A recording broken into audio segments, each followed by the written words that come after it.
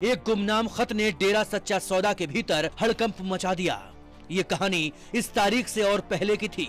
बताया जाता है कि एक लड़की डेरा में अपने साथ होने वाले यौन शोषण को लेकर परेशान थी। उसने अपने भाई को ये बात बताई, जो डेरा में ही मैनेजर था और भाई बाबा राम रहीम का भक्त था।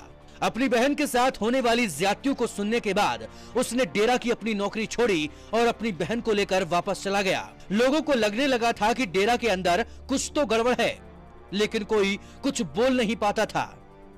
इसके बाद 13 मई 2002 को देश के प्रधानमंत्री अटल बिहारी वाजपेयी को एक खत लिखा गया। इस गुमनाम खत में एक लड़की ने डेरा सच्चा सौदा सिरसा में गुरु राम रहीम के हाथों अपने यौन शोषण का वाकया बयान किया। श्रीमान, मैं पंजाब की रहने वाली हूं और 5 साल से डेरा सच्चा सौदा सिरसा में साधु लड़की के रूप में काम कर रही हूं। मेरे साथ यहां सैकड़ों लड़कियां भी डेरे में 16 से 18 घंटे सेवा करती हैं। हमारा यहां शारीरिक शोषण किया जा रहा है। डेरे के महाराज गुरमीत सिंह द्वारा शोषण किया जा रहा है। मैं BA पास लड़की हूँ। मेरे परिवार के सदस्य महाराज के श्रद्धालु हैं, जिनकी प्रेरणा से मैं डेरे में साधु बनी थी। साधु बनने के 2-3 साल बाद एक दिन महाराज गुरमीत राम रहीम की खास साधु गुरजोत ने रात 10 बजे मुझे बताया कि मुझे महाराज जी ने गुफा में बुलाया है।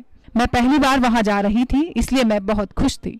मुझे लग रहा था कि आज खुद परमात्मा ने मुझे बुलाया है। गुफा के ऊपर जाकर मैंने देखा कि महाराज बेड पर बैठे हैं।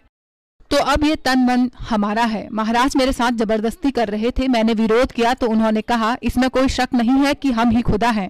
जब मैंने पूछा कि क्या खुदा ये काम करता है, तो उन्होंने कहा, श्री कृष्ण भगवान थे, उनके यहाँ 360 गोपियां थी, जिनसे वो हर रोज प्रेम लीला करते थे। फिर भी लोग उन्हें परमात्मा मानते हैं। ये कोई नई बात नहीं है।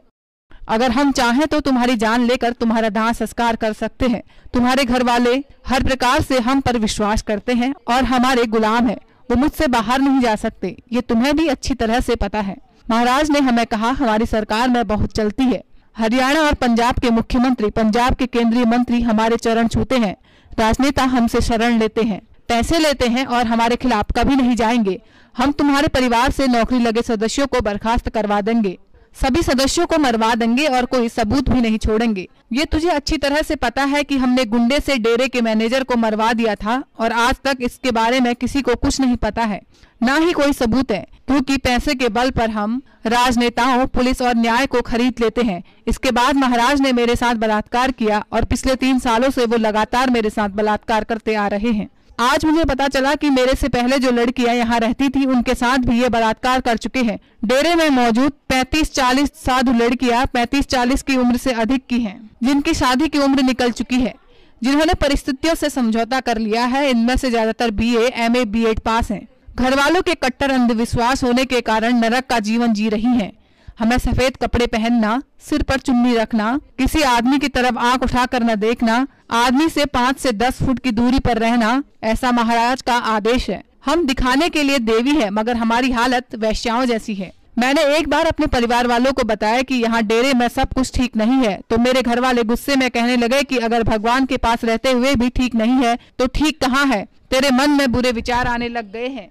पिछले दिनों में एक लड़की साधु ने जब महाराज की काली करतूतों का सभी लड़कियों के सामने खुलासा किया, तो कई साधु लड़कियों ने मिलकर उसे पीटा। इतना ही नहीं, उसके पिता को भी सेवादार से हटाकर घर पर बिठा दिया गया। कुरुक्षेत्र जिले की एक साधु लड़की जो घर आ गई है, उसने घर वालों को सब कुछ सच बता दिया था। उसका बड़ा भाई सेवादार था, जो कि सेवा छोड़कर डेरे से नाता तोड़ चुका है। संगरूर जिले की एक लड़की जिसने घर आकर पड़ोसियों को डेरे की काली करतूत के बारे में बताया, तो डेरे के सेवादार गुंडे बंदूकें लेकर लड़की के घर आ गए और उसे जान से मारने की धमकी दी। इस तरह सिरसा, हिसार, फतेहाबाद, हनुमानगढ़ और मेरठ की कई लड़कियों की कहानी भी है, जो डेरे की गुंडागर्दी के आगे कुछ नहीं बोल रही हैं। यहाँ मैं आपको ये भी बता दूं कि अगर मैं इस चिट्ठी में अपना नाम और पता लिखूंगी तो मुझे मार दिया जाएगा। मैं मरना नहीं चाहती, जनता के सामने सच्चाई लाना चाहती हूँ। अगर आप प्रेस के माध्यम से या फिर किसी भी एजेंसी से जांच कराएंगे तो डेरे में मौजूद 40-45 लड़कियां भी पूरा विश्वास दिलाने के उपरांत सच्चाई बताने को तैयार है। मैं चाहती हूँ कि हमारा डॉक्टरी मुआयना किया जाए, ताकि हमारे अभिभावकों और आपको सच्चाई का पता चल सके। अगर हमारे साथ गलत हुआ पाया गया तो इस बात की जांच कराई जाए किसने हमारे साथ गलत काम किया है। तब खुलासा होगा कि महाराज गुरमीत राम रहीम सिंह जी ने ही हमारी जिंदगी बर्बाद की है। इस खत के बाद भी यह मामला इतना बाहर नहीं आ पाया, लेकिन 30 मई 2002 को सिरसा से एक दैनिक अखबार ने हड़कंप मचा दिया।